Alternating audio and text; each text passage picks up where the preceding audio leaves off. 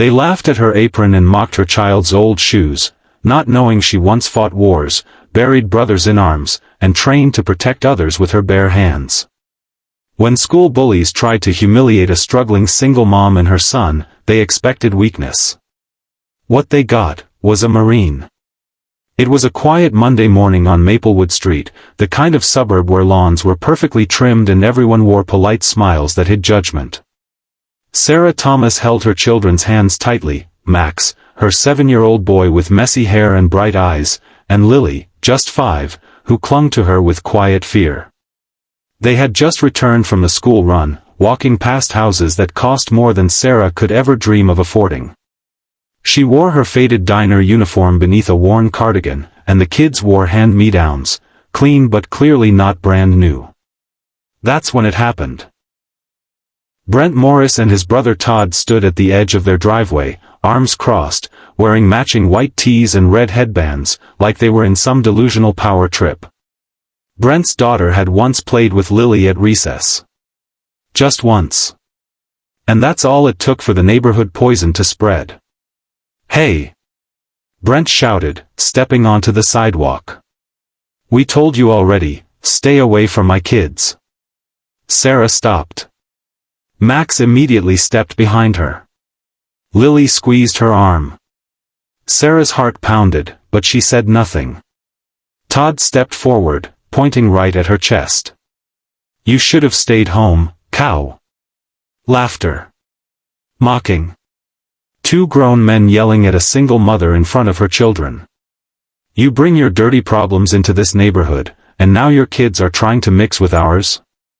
Brent snarled. "Not happening." "I'm warning you," Todd added. "Your daughter talks to mine again, and I'll make sure the school handles it. You're not welcome here." Sarah felt the heat rise in her face, not out of fear, but fury. She looked down at Lily and Max. Both of them looked like they were trying not to cry. Max's lip trembled.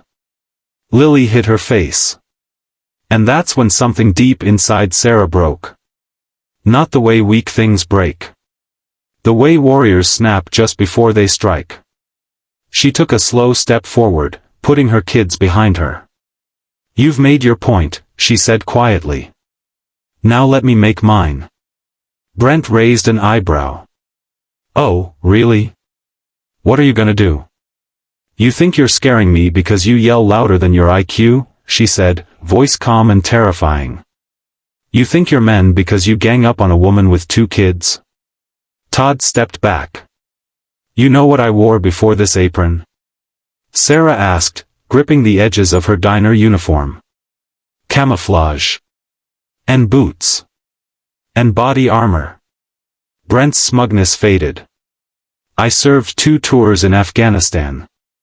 I've dodged mortar fire and pulled bleeding soldiers out of trucks under enemy fire. I've killed with my bare hands.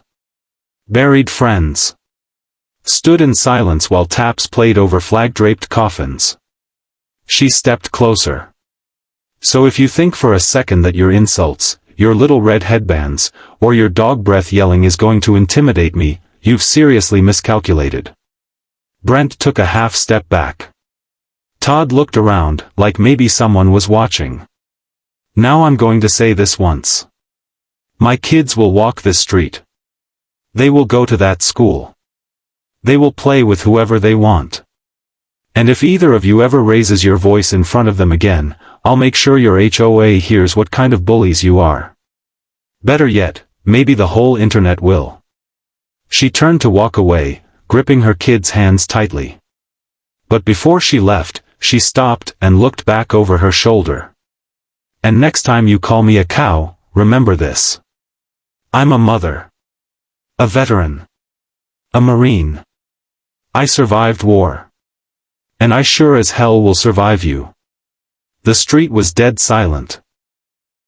The next day, someone anonymously posted a doorbell camera video of the confrontation online. It went viral in the local Facebook group. Then spread to YouTube.